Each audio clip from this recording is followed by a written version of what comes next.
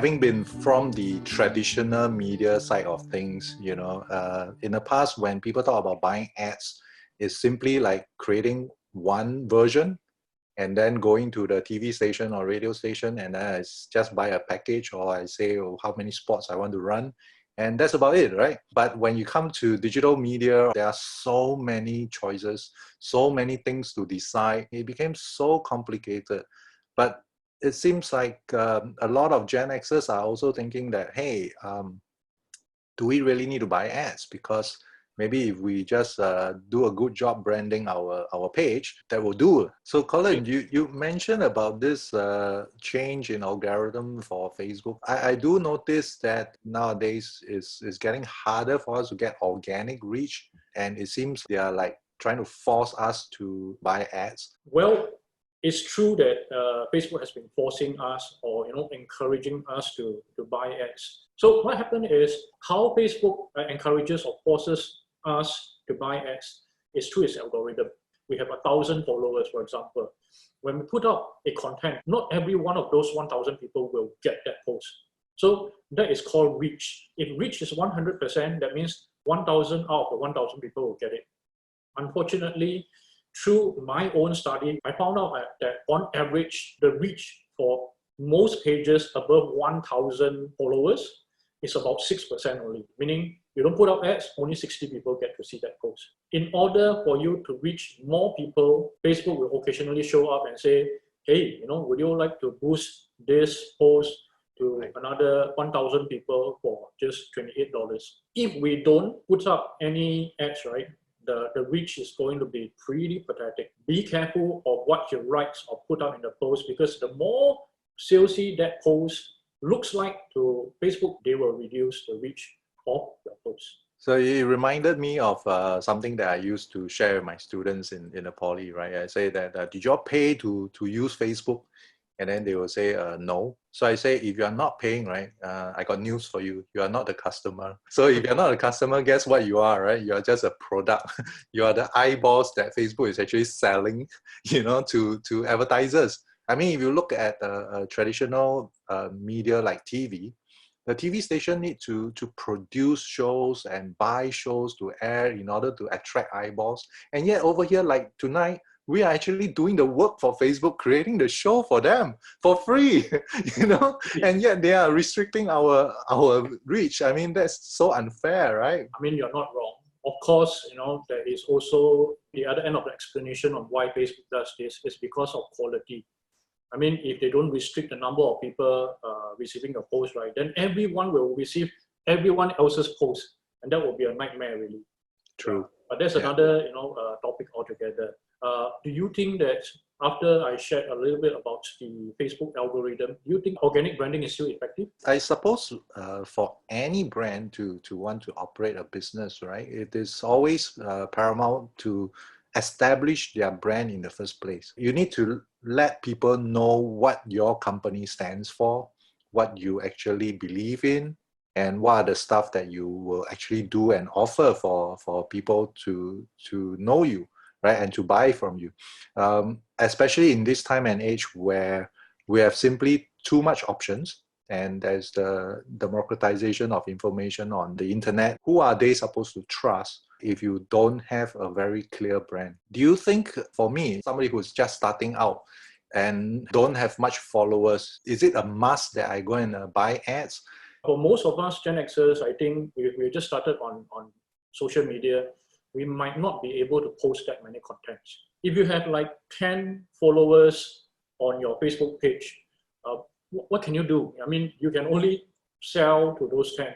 So one way is obviously get more followers to come in organically. The other way would essentially be to put up Facebook ads to reach to the cold market. So for someone, especially a Gen Xer who doesn't really have a lot of branding, then one of the mistakes that a lot of entrepreneurs make is immediately they start to sell a product. They put out an ad and they get people to opt in to buy. For example, if we are a 45-year-old property agent, their uplines, their agency will tell you, hey, go and buy some ads on the new launches that are out in the market today. Now, why this is a mistake is because the product It's the same across all the 29,000 property agents down there. So what differentiates you from everyone else when you put out such an ad? So for this group of people, I would advocate them to put out ads to do with them, selling themselves. If you start to put up what we call a conversion ad straight away, it is super expensive. The first type of ads anyone should be considering to do would be the post-engagement type of ads or the video views type of ads, which are simple and they are a lot cheaper to buy. For me, I will definitely draw the parallel back to my traditional media days. So I do notice that even for TV ad campaigns in the past, there are essentially two types of customers that will come in and buy ads. Usually is when they have a new product launch. So they run a huge campaign, give us a lot of money, sponsor our programs and all that, in order just to get themselves known. Then you have the other types that are simply having an offer or having a sale that is very tactical in nature for their advertisements. I suppose that kind of ties in with what you were mentioning just now, in the sense that, hey, even on Facebook and on social media per se, we can buy ads for different purposes. The tactical ones where we are really going into selling will be your conversion ones. But that wouldn't make a lot of sense if in the first place people don't even know who you are, right? And that ties back to the branding part, which we need to establish first. If that's the case, then the stuff that we're going to boost or the stuff that we're going to advertise should be more in terms of getting people to know us. Really, it is all about complementing your direct response ads strategy with your longer term branding strategy as well. If let's say someone tonight, they simply think that, hey, I don't think buying ads makes a lot of sense for me, or I don't even have any budget for me to do ads at the moment. So really, if they want to just go the normal or conventional branding way, how long do you think they need to grind it out? I suppose that is a question I ask myself as well, right? Because like I say, I started out recently, but I decided that I would have to build something first. There's no point in asking people to come to your page when there's nothing there, because ultimately it's about nurturing your customer base, right? It's about getting that relationship going and so on. Until recently, when I feel that, hey, I have enough content over there, it's only during then that I start to consider maybe going into direct response ads. If I have some traction in a particular post, it means that maybe it's time for me to run an ad. But I'm not so sure about just pressing that boost button on that post. For most cases, when people press the boost button, the targeting is very loose. Essentially, you're just targeting the lower quality people within Facebook in that very large target audience. Even if you press a boost button, we should learn something about laser targeting. Now, the guideline that I always give is that try not to go beyond 50,000 people for your first ad, because if you get anything above 50,000 and you don't have a big amount to spend, then it is become too loose. Your targeting is too loose. I like the point that for digital, you really can laser target, like what you were mentioning just now.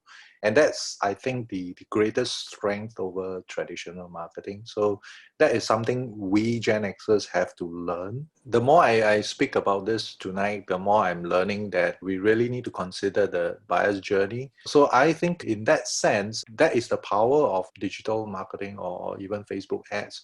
All there is to digital marketing, really, the more I look at it, is like it's introducing the science into the arts. Now you are able to find the right people to target and also to send them the right design or right messaging for your ads as well.